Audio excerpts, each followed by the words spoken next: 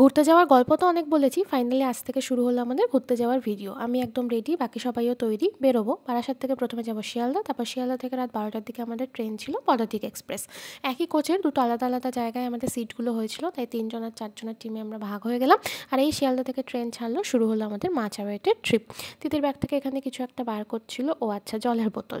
পরদিন সকালে before time train আমাদের পৌঁছে দিল এনজেপি। এসকালেটার খারাপ ছিল, আমরা হেঁটে হেঁটে গেলাম। এই হলো মোটামুটি টিম আমাদের। মাসিমণি আগে ছিল, আর পেছনে দেখো মা আর নীল ব্যাগগুলো নিয়ে কিছু একটা জটিল পারমুটেশন কম্বিনেশন করার চেষ্টা করছে।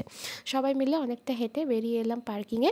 গাড়ি আমাদের আগে থেকেই ঠিক করা ছিল, গাড়ির ছাদে মালপত্র বেঁধে ছেদে আমরা রওনা দিলাম। প্রথম দিন আমি সামনেই বসেছিলাম, ওই সিটটা অনেকটা বড় ছিল, তিতির আর আমি দুজনেই বসে গেছিলাম।